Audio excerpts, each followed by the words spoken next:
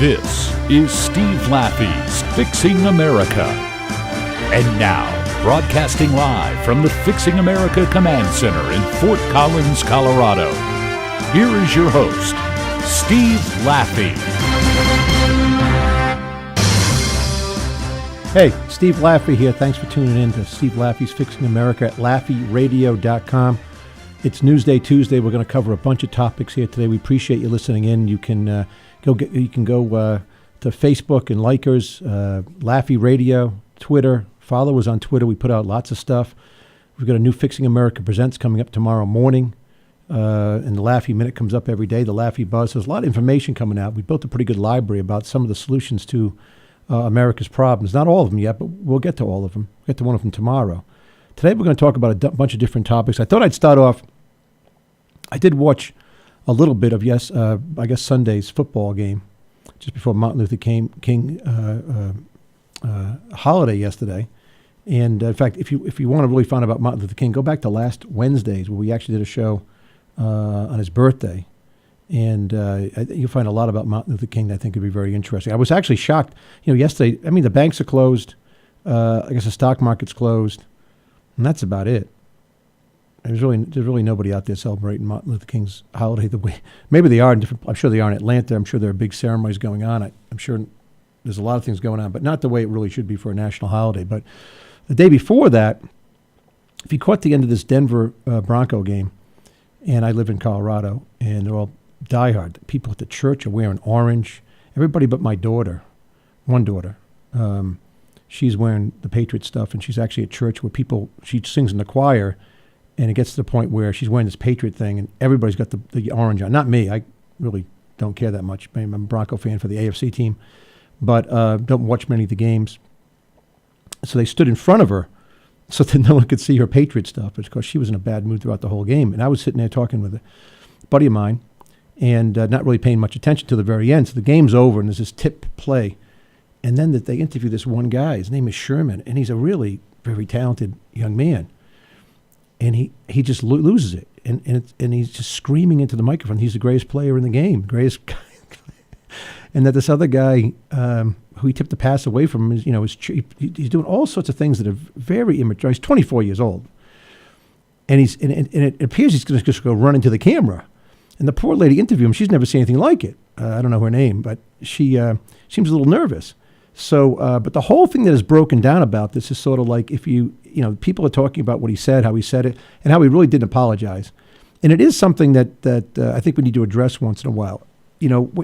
At the end of a game, if you grow up playing the way I played with good coaches, no matter how emotional you are, you don't just say the other guy is terrible.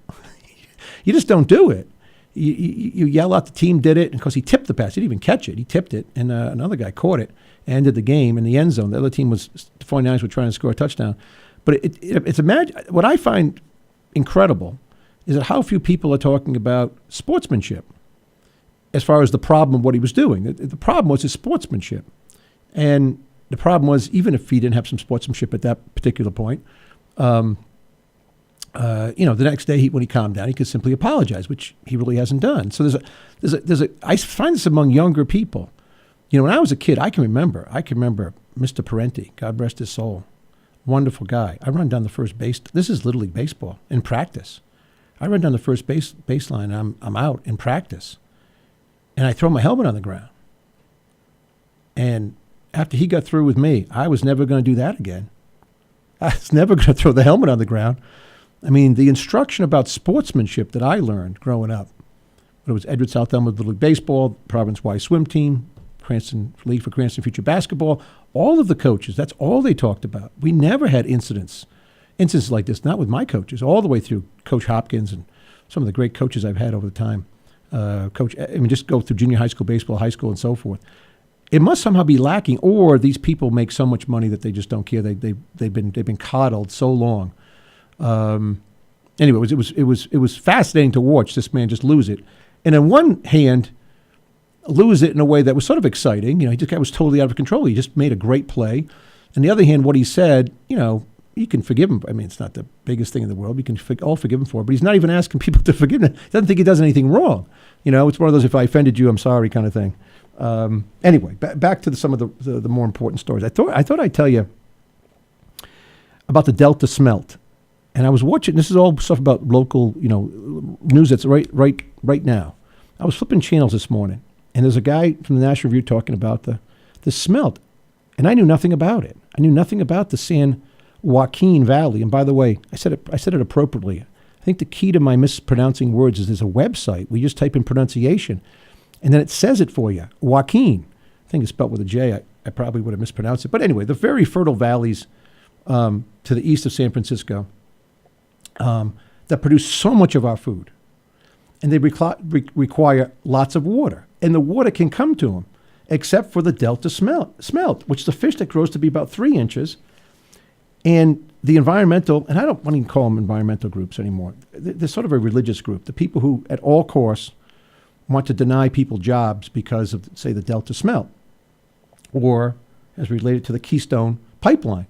I'm an environmentalist. I'm a conservationist. I love the environment. I mean, I do the best I can with my land that I grow grass on and so forth, and have the cows out there eating, nothing but organic grass, I suppose. So I consider myself an environmentalist. But when you study this Delta smelt, and I want to get into it for a second, there are farmers out there who have 15,000 acres, and they only can farm 6,000 now. They got 9,000 lying fallow because they can't get the water. And they can't get the water because this fish is on the endangered species list, and it will never come off. And so every time they try to bring up a bill, and I went back and looked at some of this, I went back to 2009. This has been going on for years. So the uncertainty created in this giant region where we get 70 million heads of lettuce, pistachios, you name the food you eat. A lot of it comes from the San Joaquin, said it correctly, Valley. And it's just one of the most fertile places, I guess, with water in the world for crops that we eat. So the people, even the people who are being affected, they've agreed, listen, we'll replace every smelt that dies because we have to run water through irrigation pipes. We'll just replace it. We'll grow them over there. We'll grow them in a pool. And the environmentalists, whack jobs, that want nothing to do with it. But we've got to find a way to turn this around. And the Republicans, or whoever you want to say, the conservatives, or the people with common sense, or whatever it might be on this issue, have never found a way to turn this around. And I think it's a combination of a bunch of things we want to talk about today. One is that we've got to talk about all the jobs being lost. I mean, when I say jobs, there are thousands and thousands of people out there farming. And the stories of their life since they've had the uncertainty of water is a story of a real job, going into poverty, going on food stamps, getting divorced. It's a horror show for these people. And the people who are the elitists in our country, on both parties, who have really almost nothing in common now with the American people. And we're going to talk about that in another segment of the show. How far we've grown away, our elected officials have grown away from the people, where they live, where the upper middle class lives, where they come from, the zip codes they live in, and how we don't have a society more where rich people live with poor people, or middle class people live with upper middle class people. People have segregated themselves out by zip code. And you can see that in the way this is getting handled. People do bring up this bill all the time to try to get the water into this area so that we can create more food. And actually it's lots of jobs, thousands and thousands of jobs, and many of them migrant workers and people starting out their careers and obviously wanting to move up in an economic cycle and doing jobs that most people wouldn't want to do. But they don't have anything now. And when you go through the poverty that goes to this region now and the frustration, but even the congressmen who are from that area, not exactly that area, but say Senator Boxer, the congresswoman from San Francisco, Nancy Pelosi, they simply just don't care. For them, it really has become a religion. This environmental movement that they call it has become a religion. And so you just need to know about it. I mean, look up this Delta smelt. And I moved from there. I moved back to it in a second, but I moved from there because we have to understand this stuff is hurting America. And it goes now to the recent part about the Keystone Pipeline. And we've talked about it a little bit on the show before. But the Canadians Keystone Pipeline, Canadian kind of heavy heavy crude oil coming down from Canada, and it's going to go somewhere. And now with the price of oil, it's come down recently, but it's been at a certain price level for a long period of time. It's economical to get this oil out of the ground and get it somewhere.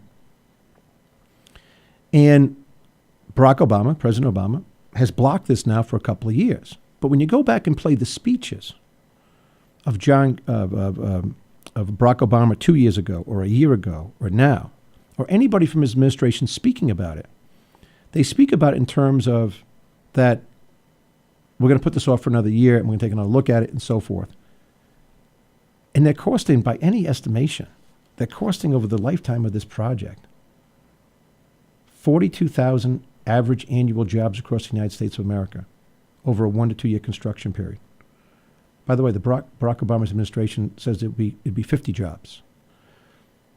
The problem is that the oil now, even the stuff that's coming down through North Dakota, without being able to get in pipelines, and remember, I've talked about this many times, none of this is great.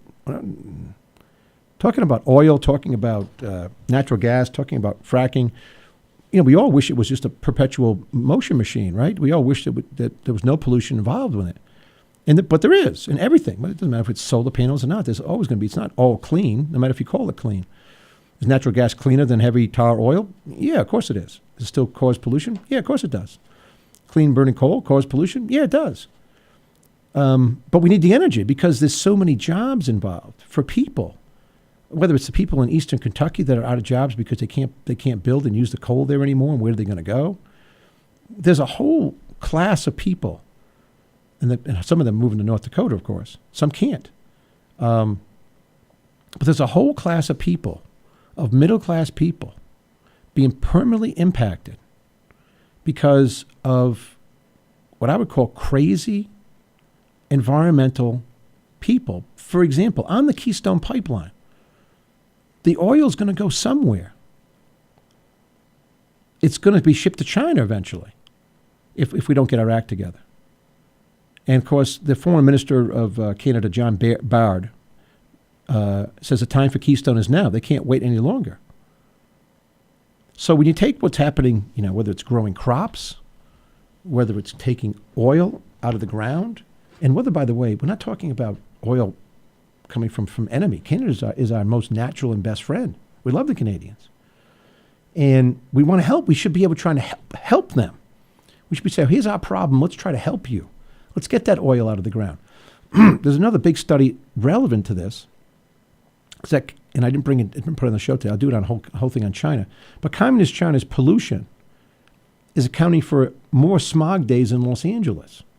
So they're producing this stuff. We're trying to compete with a country that has no EPA, that's polluted 90% of its lakes, that moves people willy-nilly and just destroys their homes and says, get out of here. We're going to blow this mountain up. You guys can't live here anymore.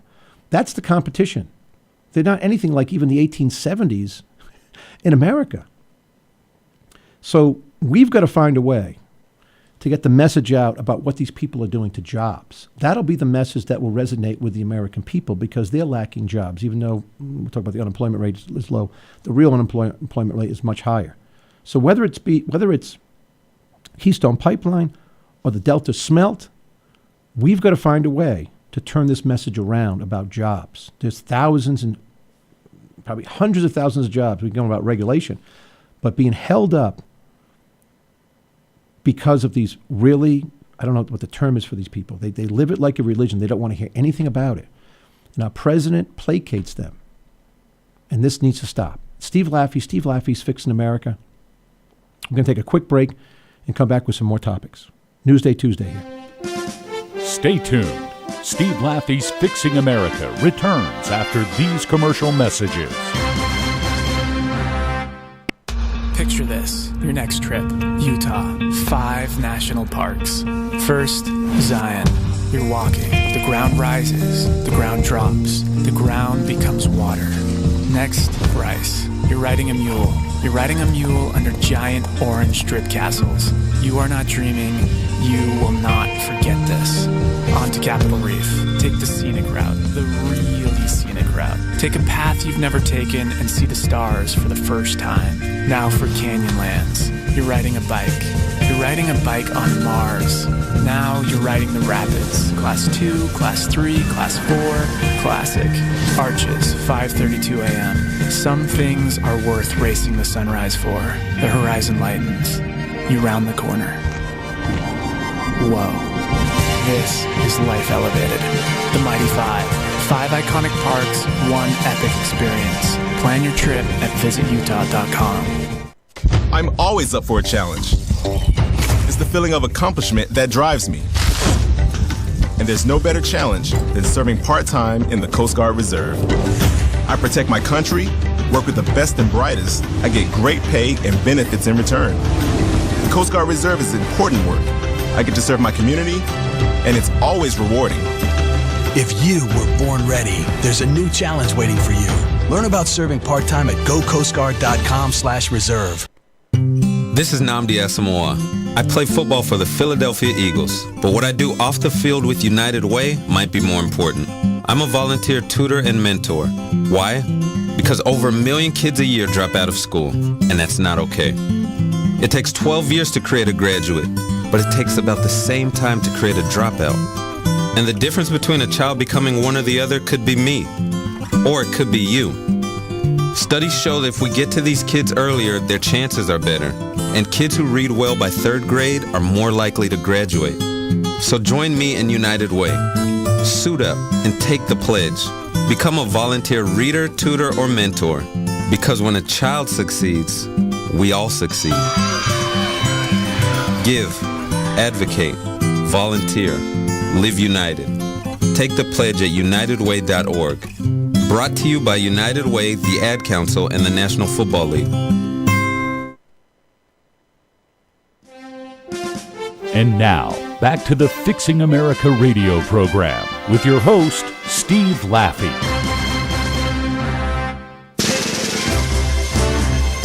I want to get you to respond to something from your colleague, Mike Rogers of the House Intelligence Committee, said just being released this morning. He says that there's reason to believe that Snowden had the security services. I believe there's a reason he ended up in the hands and the loving arms of an FSB agent in Moscow. He says, I don't think that's a coincidence. Do you agree? Hey, listen, I don't think Mr. Snowden woke up one day and had the wherewithal to do this all by himself. I think he was helped by others. The Russians?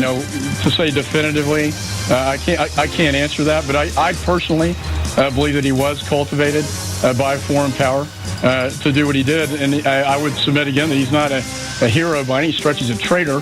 He lives not very far down the street from where I am right now, enjoying probably less freedoms today here in Russia than he had in the United States of America. Wow, that's Representative Michael McCall, who is out of Texas. He is the head of the he's a chairman of the Homeland Security Department, monitored by Congress. And that's him talking about using the word cultivated. This was just over Sunday, over the weekend. Cultivated, that Snowden was cultivated by someone. So I bet he has some knowledge more than we do, since he's sitting on certain committees. Probably not willing to say all the information he has. But it does bring you back to this thing about Eric Snowden, who is a traitor. And how the CIA is not working on bringing him back right now, I don't know. I certainly would be.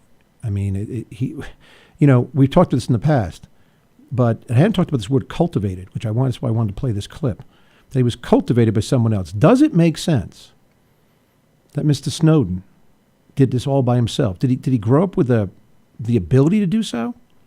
Didn't seem like it. Was he a high enough ranking person to this is the mistake, by the way, has been whitewashed. Another mistake of the NSA, of the administration, whatever. How does someone of that level get a hold of all of this information? And doesn't it make sense, and we don't know the answer, that when he fled to these two different countries, communist China, and then got out of there quickly and made his way to Russia, does it make any sense to think that they don't have this information too? No, makes sense that they actually have the information, and so he really, I mean, he's a traitor, and you can tell, by the way, from the polls that have come out. Here's some stuff that's come out about NSA reform. This happened over the last weekend. We should talk about it. Okay, I got a Washington Post article here. I've got some polls. When you talk about the national security of our country and the NSA, most people are, I think, sort of where I am. One, they're so skeptical what the U.S. government actually does that they don't have no way of actually discerning the information they get from different people on news organizations because they don't really believe them.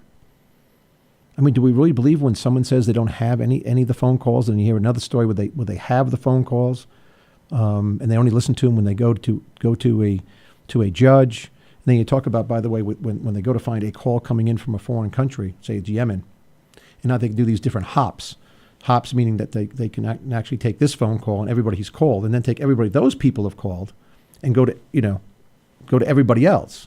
And someone on TV, I think it was from a CIA director, was saying that by the time you get to the third hopping from phone call to phone call, you find that everybody's buying pizza and so forth. I mean, it's too hard. It comes too diffuse.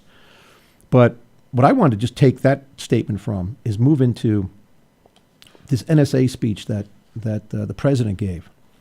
And Post has 5 different takeaways. And really, when you look at it, it looks as though it's about the same. It looks as though,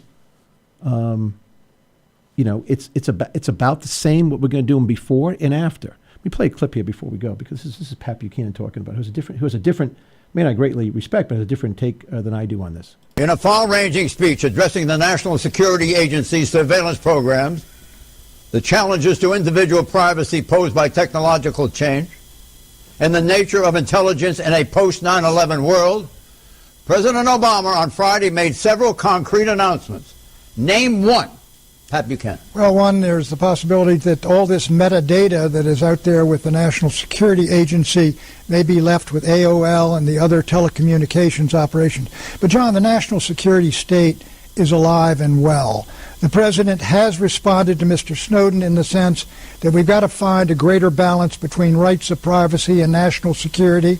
He's recommending that there be an advocate before the FISA court and things like that. But overall, this extraordinary capacity and capability the United States has, he wants that accessible to our security people, but he wants greater restrictions against its use against foreign leaders and others. I think he struck a pretty good balance. I wouldn't say he struck a very good balance. I don't think much is going to change. For example, Pat Buchanan was talking about the NSA and how some of the records now won't be held by the NSA. They'll be held by private companies. Do you feel better? No. No one really feels better. Does he have a plan for actually doing that? Do private companies have to hold the information? What's the law about them that the government's saying you should hold this information? It sounds like sort of a fascist thing where there's a private company and the government says, no, you will run it this way. There's no law being passed, but the president speaks like this often, like it's a done deal. And then people who are reporters, even good ones like Pat Buchanan, sort of take it for granted, not like take it to the next step like, well, how would we do that? Why would that be right? Why would that leave? We would rather have private companies holding on to the data, and I know some of them do anyway, I suppose. But they never get to the real aspect. It's really about freedom versus security, and how much freedom do we want to have in this country versus security. And then the question on the security side, you go freedom versus security, is do we trust these people to make us more secure? I mean, do we trust that the way they've gone about when you go to an airport, of taking little old ladies and 8-year-old kids and frisking them and not doing what the Israelis do, which is saying, oh, all the attacks so far have been by extremist Muslims. We're going to really target those people and do and interview them, and we do a face-to-face with these type of people that really pose the greatest risk, not the political correctness, if that's the right word, of taking little old ladies out of lines who, so far, we haven't found any of them, I think, with bombs. Now, we would still take little old ladies out of lines if we thought that they were being planted on them. and so forth. Obama, by the way, is also promising, this is the fifth point, new privacy protection for foreigners, aiming to assure citizens of countries in Europe and elsewhere that they won't be swept into U.S. surveillance. Why are we promising new rights of freedom for foreigners? Why isn't it always about and everywhere about Americans? We come first, so our data is still going to be kept, but we're going to give new privacy protection for foreigners. Why are we assuring these people? By the way, they're also assuring, this is the silliest thing, all this, every one of his points seems to be saying something but saying very little. For example, he ordered significant new restrictions on spying on close U.S. allies, heads of state, and he says that we're not spying on certain heads of states.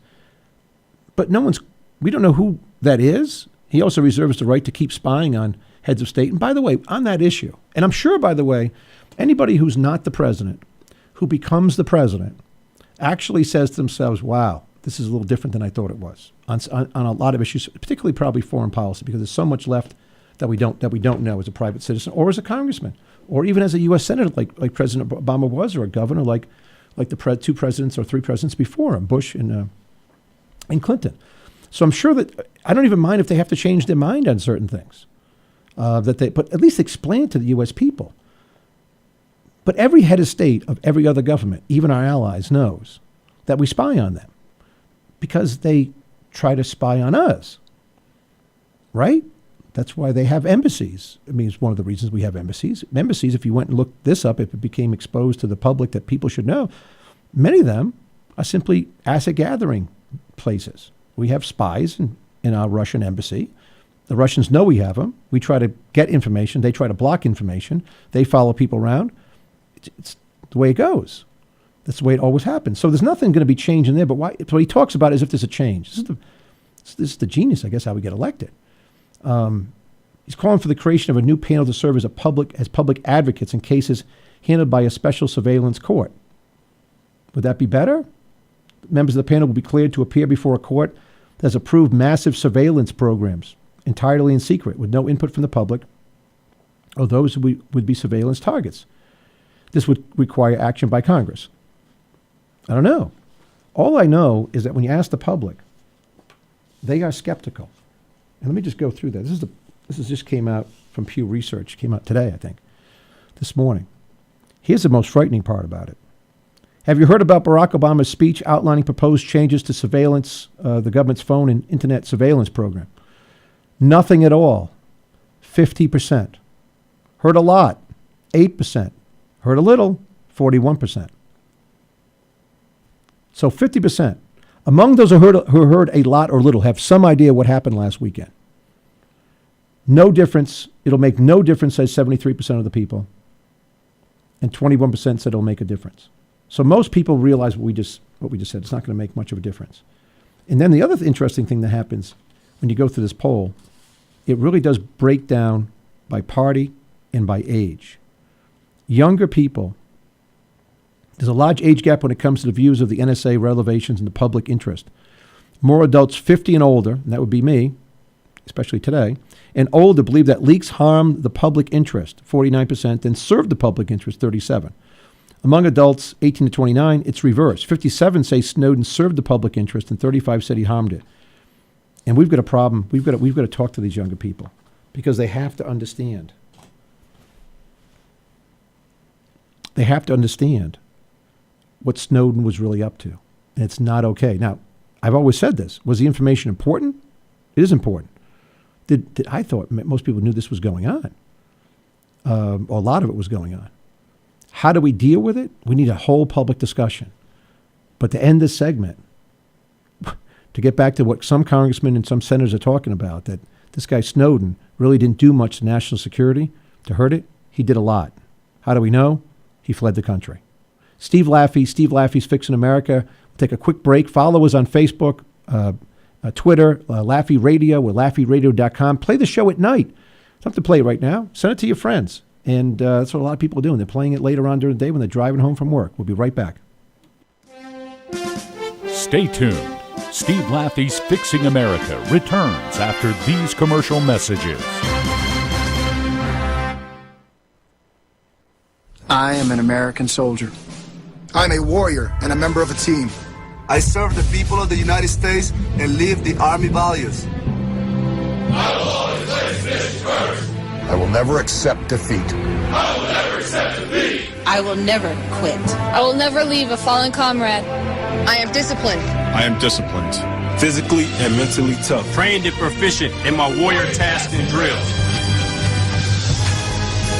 I always maintain my arms, my equipment, and myself.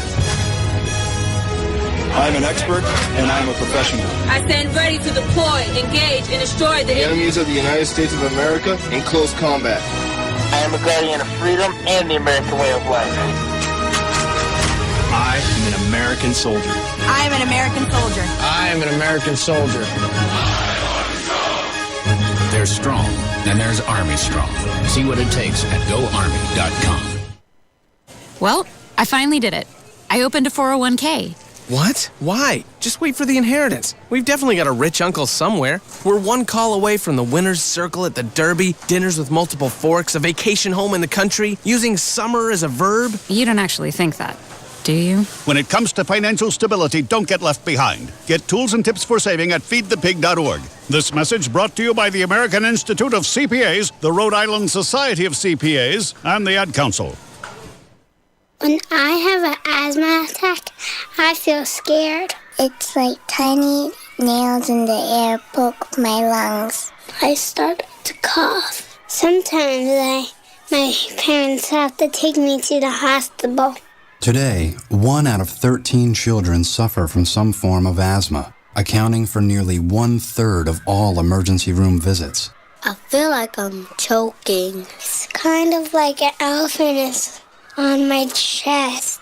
A little whistle sound comes out when I breathe. But while your child may suffer from asthma, asthma doesn't have to make your child suffer. There are simple ways you can prevent your child's next attack. To learn more, log on to www.noattacks.org or call your doctor, because even one attack is one too many. I feel like a fish with no water. Brought to you by the EPA, the Ad Council, and this station. And now, back to the Fixing America radio program with your host, Steve Laffey.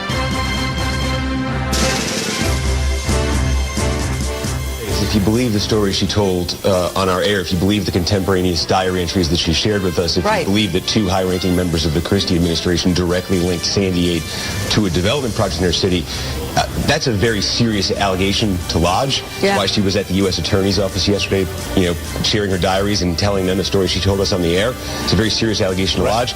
Either you're going to do it or you're not. Yeah. So if there's a radio interview a few weeks ago and something about retribution, again, if you believe her story, my take on that would be probably was trying to talk around the question a few weeks ago. Either you're going to come forward or you're not. Now, she came forward on Saturday. You can assess what she said in our show. The United States Attorney for New Jersey is now assessing what she said in our show, because she was there yesterday afternoon talking to them about what she talked to us about.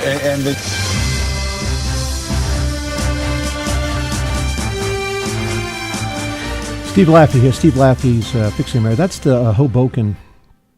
I've never been. I don't know if I ever went to Hoboken. I lived in New York City, and a lot of guys commuted in from Hoboken when I worked at Payne Weber back in the 80s and lived both in New York City and up in Connecticut. And a lot of but I never went back out there, though. I don't know what goes on out there. But we do know that there's a mayor, at least one mayor, saying that in her diary anyway, which is going to be a little hard to overcome. She has a handwritten diary that because of projects she was threatened. And so, by the way, that's what all the stories are about. That's not really what I want to talk about when it comes to New Jersey. There's not an attempt to bash the governor of New Jersey. It's just kind of to set the tone of what I think people should be talking about in this situation.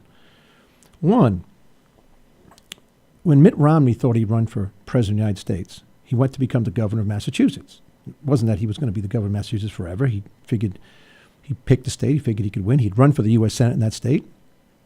He had done stuff with the Olympics afterwards. He made a giant amount of money by leveraging everything up. God bless him. But he targeted Massachusetts. He went home. He won the election, and then decided, I'm going to find something that when I run for president, that the middle, that the people that all the Republicans talk about that they've got to go get, the people in the middle We've got to go get them with something that we can put on our chest that they can see that we've done for them that makes sense. So we came up with Romney Care. And Romney Care was a total disaster. It had to be. One, it was a disaster for him personally. It cost him the election, Mitt Romney, because there was no way of getting around it, especially to more conservative or fiscally conservative people, that there was no way getting around that this plan for the state was forcing people, literally, being fined and so forth at the point of a gun, figuratively with, being fined, to buy health insurance. Combined with the fact that the numbers that he put up of what it would cost, he had to know were wrong. He did know they were wrong. They were far less than what it really cost to insure people, a family of four. It doesn't cost, as I remember, because I was reading the paper that day in the Boston Globe, it doesn't cost $4,000 or $5,000, $6,000, whatever it was. It cost $12,000, $10,000. It was double. So he had to know that. And so basically, he thought it was a great idea, but it was all about overreach. Not really being what he stood for, but saying, and this is what political advisors do so badly sometimes, we've got to find a way for you to be more than the social conservative, fiscally conservative guy. We've got to reach out to these people. And so we'll do it with this thing called Romney Care. And of course, as the race came along, and what did Barack Obama do very, very well in the 2012 presidential election? Basically say, I got this plan from you, Governor Romney. So what did Romney say? It's not the same. And our state can do it, but the country doesn't have to do it. That part didn't resonate. Now, there are other problems with the Governor Romney. Probably, by the way, wonderful guy. Great family, looks like, and so forth. But that was his overreach. Governor Christie did the same thing, only since he's from New Jersey, which in some cases is a lot like Rhode Island. He took the different tact.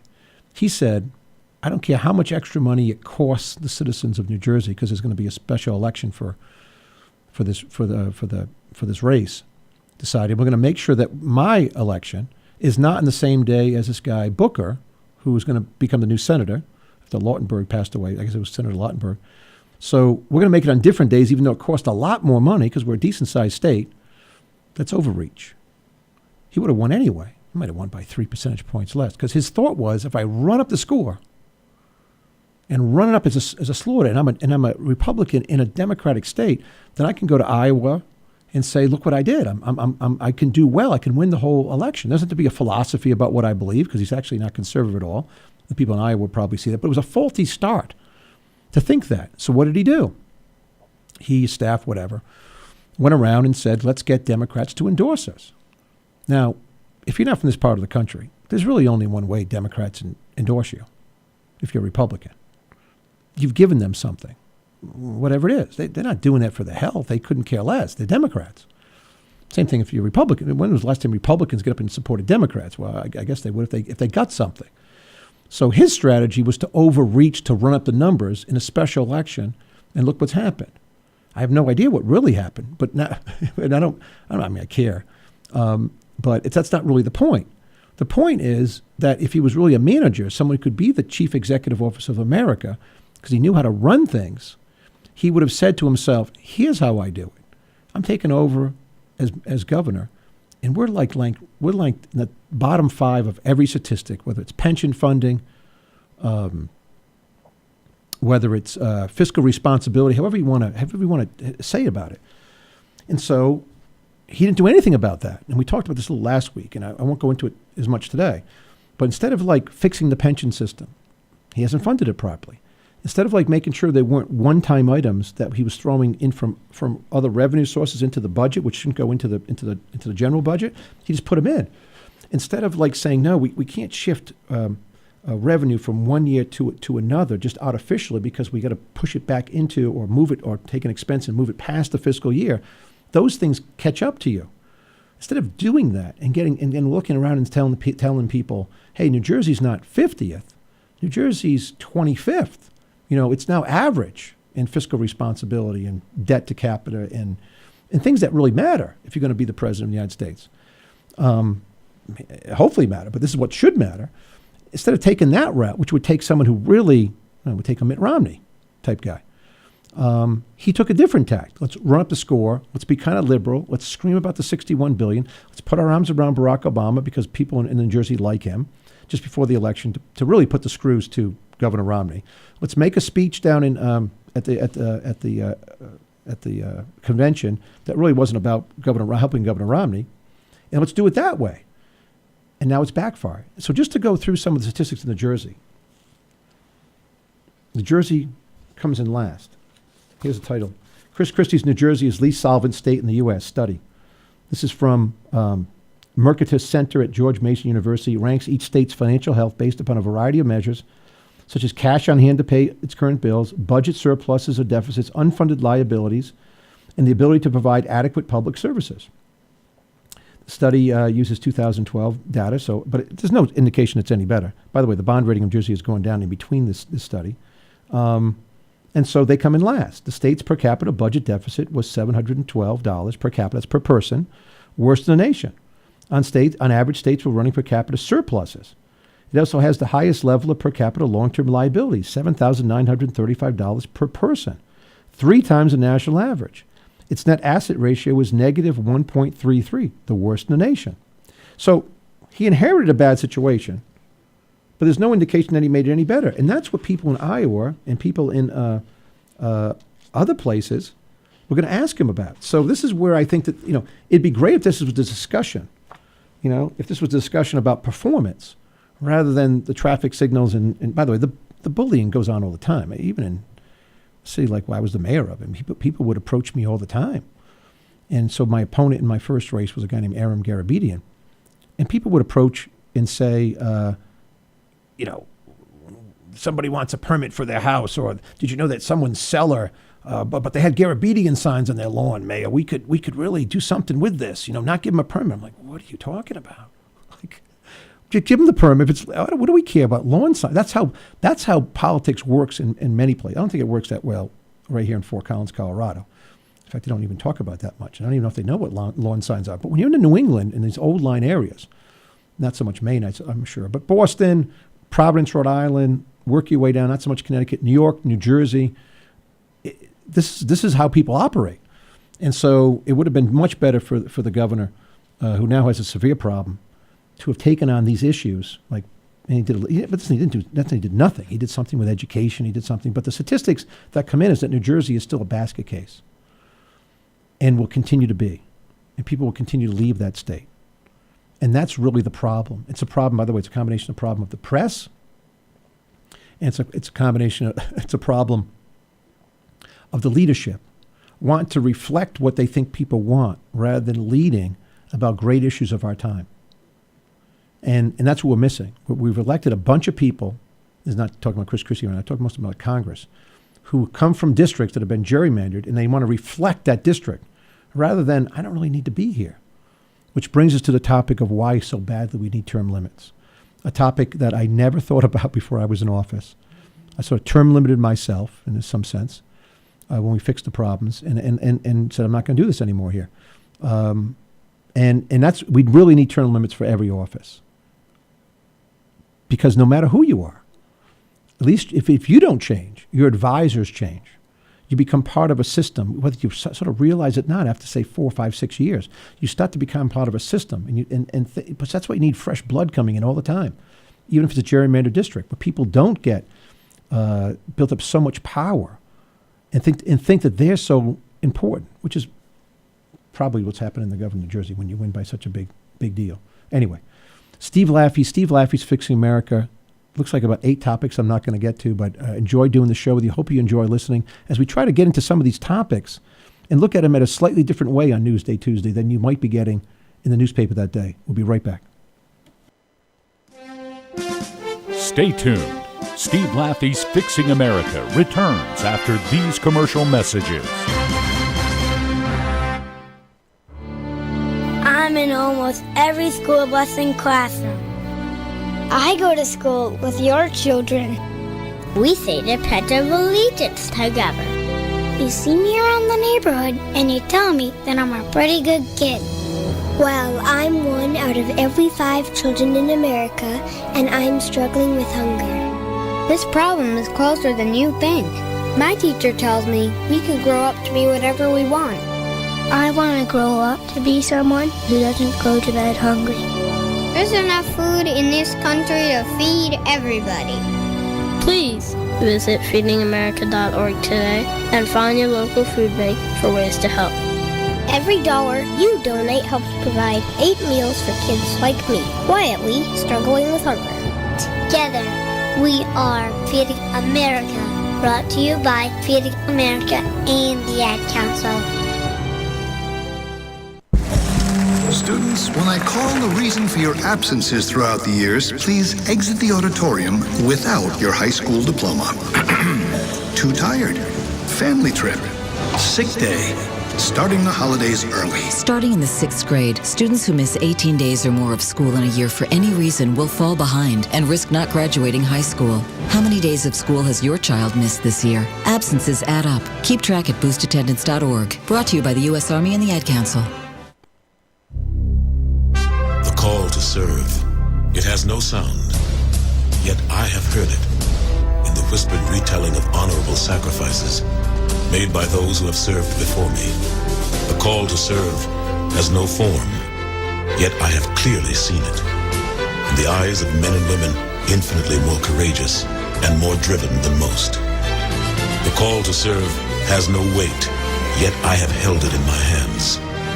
I will commit to carry it close to my heart until my country is safe and the anguish of those less fortunate has been soothed. The call to serve is at once invisible and always present.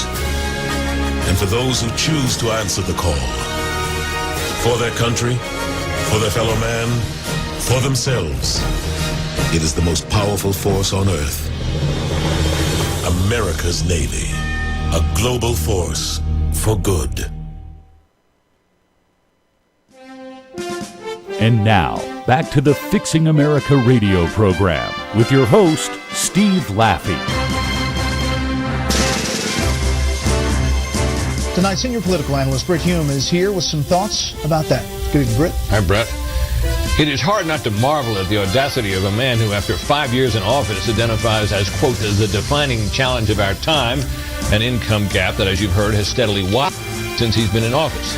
But income inequality has long been a preoccupation of Democrats, to the point that it sometimes seems they'd prefer everyone be equally poor than unequally rich.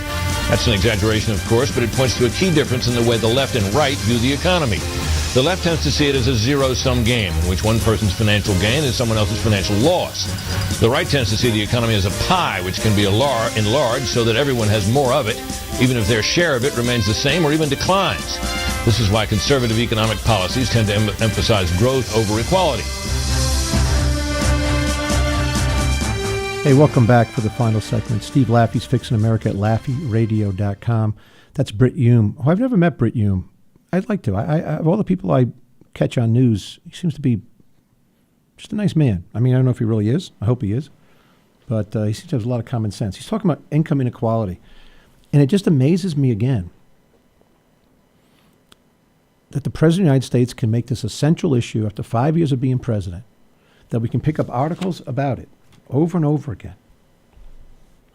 And no one actually mentions the root cause of the last 5 years, the last 10 years. One has been the Federal Reserve, defended by Democrats appointing people to keep this wealth game going, that they can drive the stock market up by keeping rates low, which, without even in front of me, I mean, it has to be the top 10% of income people who benefited 80, 90% of the rise in stock prices. That's who owns stocks disproportionately.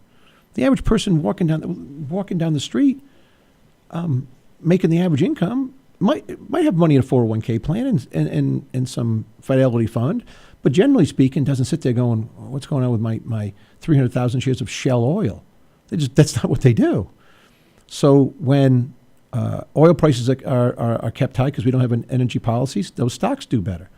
And Barack Obama is directly responsible, along with President Bush, for bailing out these banks and investment banks that should have went to zero. And so that's one giant. We know this is true, but I mean, you don't find it when you talk about inequality of wealth. The other one is China, communist China. Why do you think real wages for the first time in any 12-year period in America have gone down, real wages? Because China entered the World Trade Organization. And there isn't, unless you go to the manufacturing websites to talk to the guy who runs the iron union in this country, you won't even hear this. It's not in the news. So the reasons why we have these problems, and there are more for certain, but those are some of the reasons that we have the problem. They're just not in the news. So anyway, we're not going to get to any of the other topics. I've got a couple other clips I want to play before we go off the air. I think I'm going to change the show on Thursday with one topic here. It could be a whole show. But let's go talk about Iran for a second, because we've got a couple of minutes left. This is Charles Krauthammer on Iran in the most recent deal that we somehow cut with Iran, which is a total disaster. Let's hear what he has to say about it. I found myself over the weekend with three good friends, all of whom are pretty committed evangelicals, all of whom know Israel very, very well. One of them is about to go there. And I told them about your essay, which was written some time ago, about Israel's precariousness and how the 7 million had decided to go there rather than disperse, and about the fact that the headline in the New York Times, I didn't know it yesterday when I was talking about the book, but today is Iran says it suspends enrichment under deal with powers. And we're turning a corner here, and I think it's a very dark corner, and that's where I want to start. What do you think of the moment we find ourselves in vis-a-vis Iran? I think the deal is a catastrophe. I think it is the worst deal since Munich, and I think it might even be more cynical than Munich, because I think those signing it, to give them credit, I think they actually know that it is the keys to the kingdom for the Iranians. I mean, the foreign minister already said that this is a victory, that the West has surrendered to the will of Iran. And they have spelled out exactly in what ways it's a complete victory. They do not have to suspend enrichment. They're given the right to enrich, which, of course, the fundamental idea of non-proliferation is you do not enrich uranium. There are 5 Security Council resolutions demanding an end and a reversal of their enrichment. Well, this gives them into eternity the right to enrich. The only thing it does is it prevents the enrichment to 20%, but that's meaningless. They're continuing to enrich to 3 to 5%, and from there to 20%, and from there to weapons grade is a matter of weeks. So they're doing that. They're producing new centrifuges. There is no restriction whatsoever in the end on their working on the weaponization of a bomb. There isn't even inspection of the Parchin facility, which is where they're working on nuclear triggers. And lastly, what they boasted about is, well, the 20% enriched uranium has to be, in fact, John Kerry said has to be destroyed. That's simply not true. 20% enriched uranium is turned into uranium oxide. Here's the bad news. That is a reversible chemical process. The foreign minister boasted that everything they do that pushes the pause button can be reversed in a single day. I play that because there's so much material covered there that we should all be scared. Whether it's the uranium being turned to uranium oxide, which can be turned back. Basically, whether it's the statements that we talked about a week ago, that over in Iran, the people who run Iran just make statements that the West has capitulated to, is to paraphrase, and that they know. And this is where it gets at when he talks about the beginning. And I hadn't really thought about this way, so I want to play it for you. It's worse than Munich, which he talked. This is talking about Hitler in Germany. And he says it because our leaders know that Iran is going to get the bomb. Like, they know what they're up to. It's too obvious. I guess he assumes that when people came back from Munich with Chamberlain or whatever in England, that he really didn't know that peace in our time. Maybe he didn't know. And this is worse. And I have to agree with that, because we have the statements from the Iranian leaders. We have what they say. We have what they believe.